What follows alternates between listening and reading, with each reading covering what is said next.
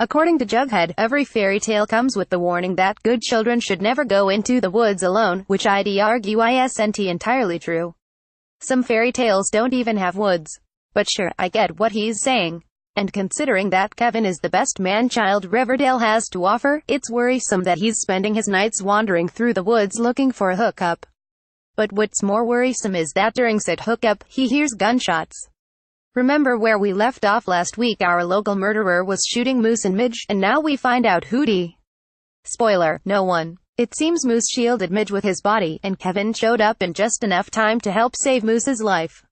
In other words, good children in the woods, 1 creepier, 0 well, not really, he did Grundy, but in this case.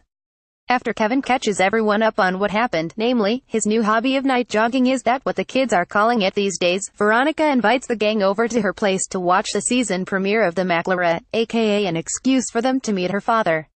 They all accept her rose and go on about their days, which for Betty means tracking down Kevin and telling him to just go on Grindr. Did she say Grindum? Is that Riverdale's version? Long story short, Betty hates that Kev was cruising Fox Forests, and she makes him promise not to do it again until the shooter is caught. More on that in a bit. First, we find Jug at his new serpent-filled school, where there's no Wi-Fi, no doors on bathroom stalls, no school paper, and a whole lot of jingle-jangle being passed around. You pick which of those is the worst thing.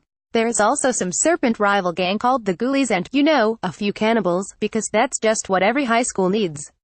Taking Jug through all of this is Tony Topaz, a serpent and an altogether pretty cool chick. She warns him that he'll want to side with the serpents for protection, but Jug is pretty dedicated to this whole loner thing, and to prove it, he actually puts forth effort and, answers a question in class before asking his teacher, Mr. Phillips, to consider reopening the school paper, The Black and Red, which was apparently at when drugs and gangs came to Southside High.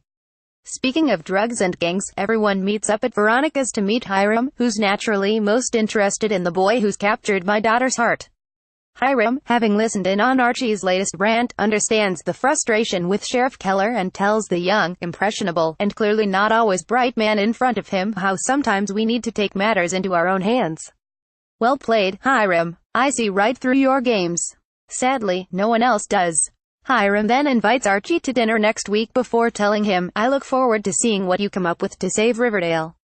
So, what does Archie come up with? Well, thanks to the fact that he decided to hide his gun in a box of comics, he comes up with the Red Circle, a group of jocks from school who form a watch group and serve as an extra set of eyes and ears for police.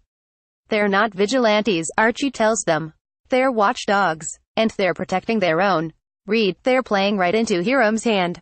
Whatever that hand is. While Archie assembles his private army, Mrs. Cooper gets a delivery from the He's calling himself the Black Hood, and he sends her a letter to publish in the paper.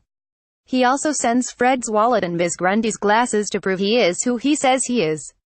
In the letter, which the Coopers take to the sheriff, he takes credit for shooting the adulterer, the child predator, and shooting the drug and addicted teenagers at Lover's Lane. So clearly, this guy has a mission. He continues, claiming that Riverdale is not innocent. No guy, we all saw season 1, and that my wrath is the price of your lies.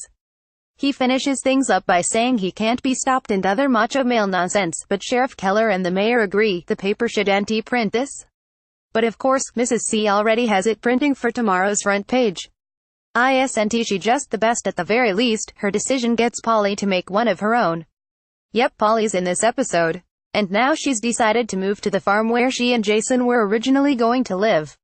After all, her mother is now baiting AR, who's targeting sinners, and as she puts it, I'm an unwed mother carrying my cousin's babies.